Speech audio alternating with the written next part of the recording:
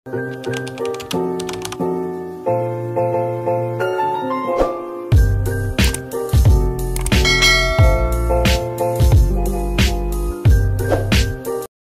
YouTube channel for today's video po.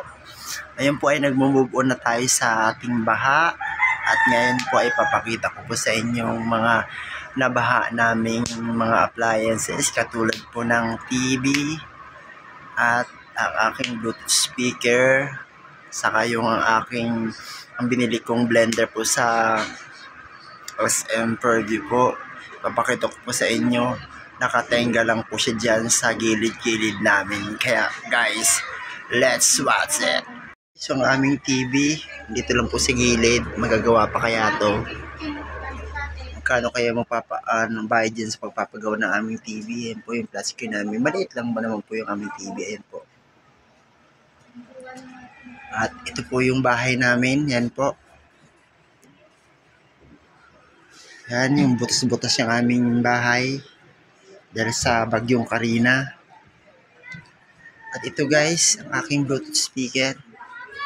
Ayan, may diaper po. Pinatungan ng diaper. Nagulo po yung bahay namin guys kasi nabaha po kami. Ito po ang aking blender. Ito po yung blender guys. Sana maayos pa po yun. Maayos pa po yan para sa nanay ko po. Wawa naman yung nanay ko. Hindi na makanguya. Ayan guys. At halika guys, samahan nyo ko sa baba. Kasi yung baba namin magulo pa din.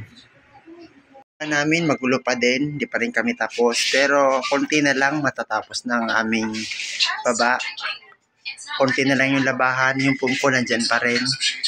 Pero yung sahig namin unti-unti na natutuyo. Ayan po. Ayan po yung alaga ko si Cookie. Saka si Luna. At ito po si nanay.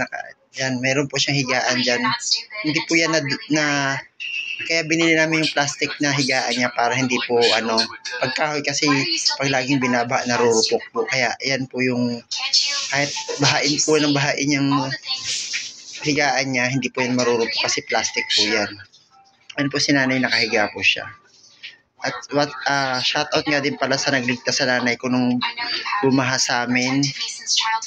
Yung dito kakapitbahay namin po, niligtas po nanay ko, pati yung tumulong po sa kanya pagbuhat papunta barangay, yung mga rescuer po.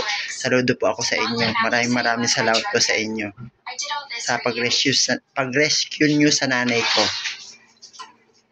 Ang aking pag-vlog ngayong araw na ito, kaya don't forget to share, like, and subscribe sa aking YouTube channel, Michael TV po.